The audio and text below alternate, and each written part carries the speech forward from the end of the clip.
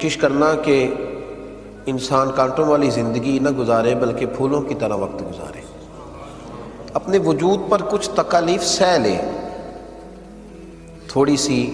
آزمائش سے خود گزر لے، لیکن کسی کے دامن میں کبھی کانٹے نہ ڈالے، کبھی کسی شخص کو اپنے لب و لہجے سے تکلیف نہ دے۔ زخم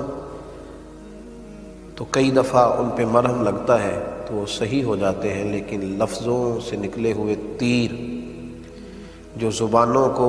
سے نکلی ہوئی باتیں جو دلوں کو گھائل کرتی ہیں، ان کے زخم بڑی مشکل سے بھرا کرتے ہیں۔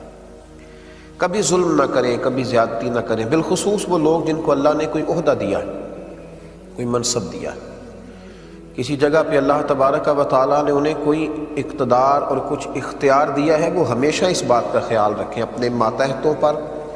کمزوروں پر، اپنے سے چھوٹوں پر، زیر دستوں پر کبھی ظلم نہ کریں۔ قرآن پاک فرقان حمید نے ارشاد فرمایا، سورہ ابراہیم کے اندر فرمایا، وَلَا تَحْسَبَنَّ اللَّهَ غَافِلًا عَمَّا يَعْمَلُ الظَّالِمُونَ، فرمایا اللہ تبارک و تعالی کو ہرگز بے خبر نہ جاننا ظالموں کے کاموں سے۔ اللہ ظالموں کے کام سے بے خبر نہیں، وہ جانتا ہے ظالم کیا کر رہے ہیں۔ اللہ تبارک و تعالی کے علم میں ہے کہ ظالم کس قدر زیادہ لوگوں کو تکلیف دے رہے ہیں، اسے بے خبر نہ جاننا۔ پھر ہو کیا رہا ہے؟ فرمایا انما یؤخرہم لیوم تشخص فیہ الابصار، فرمایا اللہ تو انہیں ڈھیل دے رہا ہے اس دن کے لیے جس دن آنکھیں کھلی کی کھلی رہ جائیں، لوگوں کو خبر ہی نہ ہوگی کہ یہ والی سزا بھی ممکن تھی، ایسا بھی ہو سکتا تھا، یہ بھی ممکن تھا، پھر آنکھیں کھلی کی کھلی رہ جائیں۔ انہیں پھر پتہ چلے گا کہ جب ہم نے ظلم کیے تھے تو اب اس کی یہ سزا ہے۔ نبی کریم علیہ السلام نے ارشاد فرمایا کہ اللہ فرماتا ہے، اس کو کہتے ہیں حدیث قدسی، جس کو حضور علیہ السلام بیان کریں اور فرمان اللہ تبارک و تعالیٰ۔ اللہ فرماتا ہے، جیسے یہاں کہا نا انما یؤخرہم لیوم تشخص فیہ الابصار، اللہ انہیں ڈھیل دے رہا ہے اس دن کے لیے جس دن آنکھیں کھلی کی کھلی رہ جائیں۔ مسلم شریف میں نبی پاک علیہ السلام ارشاد فرماتے ہیں کہ اللہ تبارک و تعالیٰ فرماتا ہے کہ ظلم حرام ہے۔ جب میں کسی بندے کے ساتھ ذرہ برابر بھی زیادتی نہیں کرتا تو میں اپنے بندوں پر بھی اس کو حرام رکھتا ہوں کہ وہ بھی ایک دوسرے پر ظلم نہ کرے۔ یار کتنا خوبصورت اور صاف ستھرا اور کتنا زبردست یہ فکرہ ہے، کس کا زیادہ اس جملے کے اندر طاقت ہے کہ نبی پاک صلی اللہ علیہ وسلم نے فرمایا کہ قیامت کے دن جو اندھیرے تمہیں گھیریں گے نا، قیامت کے اندھیروں میں سے سب سے بڑا اور گمبھیر اندھیرا تمہارے ظلم کا اندھیرا ہوگا۔ جو اندھیرے تمہیں قیامت میں گھیر لیں گے، ظلم قیامت کی تاریکیوں میں سے تاریکی ہے،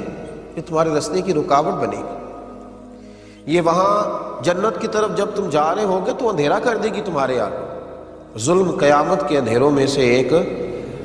اندھیرا ہے۔ نبی پاک صلی اللہ علیہ وسلم نے صحابہ سے سوال پوچھ لیا، فرمایا بتاؤ مفلس کون ہوتا ہے، غریب کون ہوتا ہے؟ بتاؤ تم میں مفلس کس کو سمجھتے ہو، غریب کون ہوتا ہے؟ صحابہ نے عرض کی یا رسول اللہ صلی اللہ علیہ وسلم ظاہر سی بات ہے، جس کے پاس پیسے نہ ہو، مکان کرائے کا ہو، بیچارہ تنگ دست ہو، مجبوری میں وقت گزار رہا ہو، ہم اسے مفلس اور غریب کہتے ہیں۔ تو حضور صلی اللہ علیہ وسلم نے فرمایا نہیں، یہ بھی بخاری مسلم کی حدیث ہے، فرمایا نہیں بھائی، میری امت میں تو مفلس اور غریب وہ ہے جو قیامت کے دن احد پہاڑ کے برابر نیکیاں لے کے آئے گا۔ اب یہ ایک نئی بات ہے کہ احد پہاڑ کے برابر نیکیاں اور پھر بھی مفلس ہے، پھر بھی غریب ہے۔ تو حضور صلی اللہ علیہ وسلم نے فرمایا نیکیاں احد پہاڑ کے برابر ہوں گی، نفل، عبادتیں، ریاضتیں، تلاوتیں، حج، عمرے، بڑا کچھ، لیکن جب اس کی نیکیوں کا ڈھیر لگے گا نا تو وہ لوگ بھی آئیں گے جن کو گالیاں دیا کرتا تھا، وہ لوگ بھی آئیں گے جن کو ستایا کرتا تھا، اس کے وہ ملازم بھی آئیں گے جن کو جھڑک دیتا تھا، اس کے وہ غریب رشتہ دار بھی آئیں گے جن کو رسوا کرتا تھا، اور اس کے محلے کے وہ کمزور لوگ بھی آئیں گے جو صرف اپنی کمزوری کے سبب بول نہیں پاتے تھے، دل ٹوٹتے تھے، بستر میں رضائی میں منہ دے کے روتے تھے، لیکن بیچارے بول نہیں پاتے تھے، وہ سارے آئیں گے اور اللہ کے حضور عرض کریں گے مالک اس پرہیزگار سے، اس تقوی والے سے، اس نمازی سے، حاجی سے پوچھ ہمارے ساتھ کتنے ظلم کیے۔ نبی پاک علیہ السلام نے فرمایا پھر اس کی نیکیاں بٹنی شروع ہوں گی، جس کو مارا کچھ نیکیاں وہ لے جائے گا، جس کا مال دبایا کچھ نیکیاں وہ لے جائے گا، جس کو کمزور ہونے کی وجہ سے ستایا کچھ نیکیاں وہ لے جائے گا۔ جب نیکیاں بٹ جائیں گی، ابھی بھی کچھ لوگ ہوں گے جن پر ظلم کیا تھا، ابھی بھی لوگ ہیں، نیکیاں ختم ہو گئیں، پھر ان لوگوں کے گناہ اس پر ڈالے جائیں گے۔ اللہ کے محبوب فرماتے ہیں کہ اس ظلم نے اسے کنگال کر دیا، اس کے پہاڑ جتنی نیکیاں تھیں پر ظلم نے مفلس کر دیا، غریب کر دیا۔ اس کے لب و لہجے کی زیادتی نے،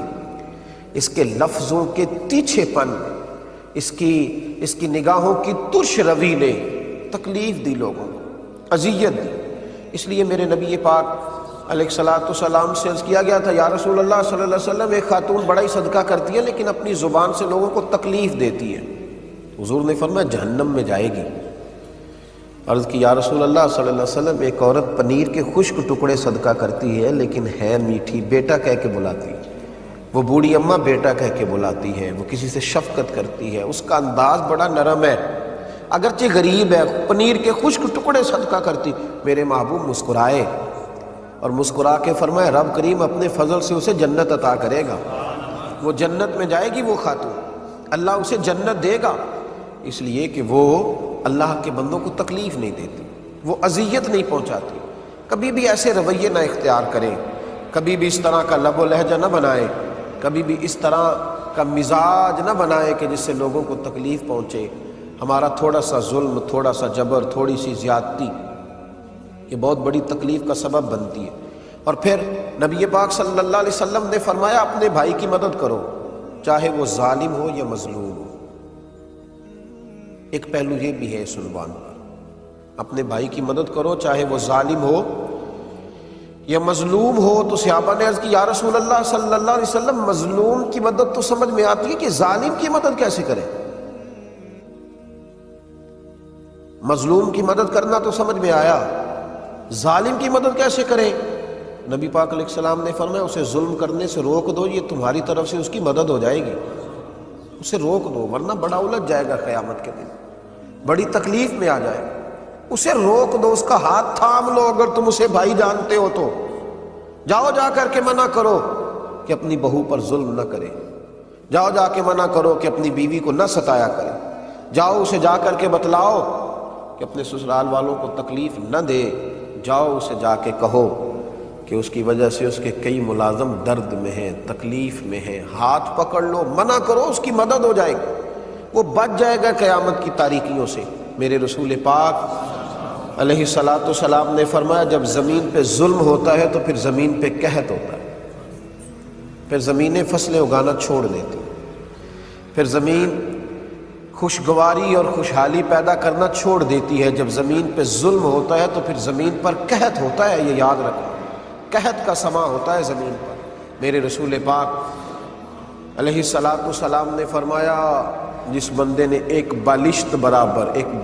برابر زمین پر ظلم کیا، اللہ قیامت کے دن 7 زمینوں کا طوق بنا کے اس کے گلے میں ڈال دے گا۔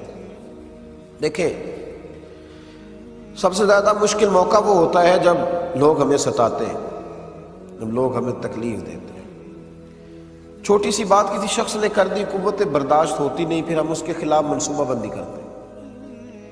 اور کئی دفعہ ایسا ہوتا ہے کہ اس کی چھوٹی تکلیف کے بعد ہم بڑا سارا ظلم کرتے ہیں اس کے ساتھ۔ جب ہم بدلہ لینے پہ آتے ہیں تو پھر ہمارے اندر اس قدر زیادہ خوفناک عزائم جنم لیتے ہیں کہ سامنے والا بکھر جاتا ہے، ٹوٹ جاتا ہے۔ لیکن اگر ہم تھوڑی دیر حوصلہ کریں، تھوڑی دیر ہم بھائی وہ جو زیادتی اس نے کی تھی اور تو نے 11 گنا بڑھ کے کر لی، تو اب تو بہت بڑا ظالم ہو گیا، اس کا ظلم تو تیرے ظلم میں دب گیا، تو نے بڑی تکلیف دی۔ اب وہاں اگر تو صبر کر جاتا، اگر تو احتیاط کر لیتا، تھوڑی دیر احساس کرتا، تو پھر تجھے خیال ہوتا کہ اس نے ظلم کیا ہے تو پھر قیامت کے دن اللہ مجھے بدلہ بھی عطا کر دے گا۔ لیکن جب تو نے خود سارا کچھ کر لیا اور بڑھ کے ظلم کر لیا، اب تو وہ مدعی ہو گیا اور تو ہے اس کا ملزم بھی اور مجرم بھی۔ اس لیے میرے بھائی تھوڑا احتیاط اگر کر لیا جائے، اور پھر یہ بھی یاد رکھیں، ممکن ہے کہ آج اس کے ساتھ زیادتی ہو رہی ہے وہ کمزور ہو، لیکن قیامت کے دن وہ طاقتور ہو جائے گا۔ ممکن ہے آج وہ غریب ہو، لیکن قیامت کے دن رب کریم اسے مالا مال کر دے گا، اللہ اسے قیامت کے دن طاقتور کر دے گا، پھر تم نے بدلہ دینا ہے۔ میرے نبی کریم صلی اللہ تعالی علیہ وآلہ وسلم نے ارشاد فرمایا کہ اگر میرے مومن نے کسی ذمی کافر پر بھی ظلم کیا،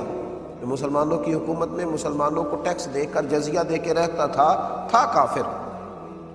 حکومت چونکہ مسلمانوں کی تھی اور مسلمانوں نے اس ذمی کافر پر ظلم کیا، نبی پاک صلی اللہ علیہ وسلم فرماتے ہیں میں قیامت کے دن اس ذمی کے ساتھ کھڑا ہو کے اللہ کی بارگاہ میں اپنے امتی پر مقدمہ کروں گا، میں مقدمہ کروں گا اس مسلمان پر، اس ذمی کے ساتھ کھڑا ہو کے، کیوں اس نے زیادتی کی، ظلم کی تو تمہیں کافر ذمی کے ساتھ بھی اجازت نہیں، بجائے اس کے کہ اپنوں کے ساتھ ظلم کرو۔ شاہ کسریٰ نے نا اپنے بیٹے کو عالم بنانے کے لیے ایک استاد کا بندوبست کیا، ایک درویش بزرگ تھے تو شاہ کسریٰ کے بیٹے کو نا وہ پڑھایا کرتے تھے۔ اس دور کے جو اخلاقیات تھے، جس طرح کی بھی تعلیم تھی، وہ پڑھاتے رہے، استاد صاحب پڑھاتے رہے، زمانہ استاد اللہ تبارک و تعالیٰ سے ڈرنے والے تھے، پڑھاتے رہے، زمانہ بیت گیا، جب وہ طالب علم فارغ ہونے کے قریب ہو گیا، علم اس کا مکمل ہو گیا، تو ساری چیزیں کتابوں سے نہیں آتی، کچھ استادوں کا سینے کا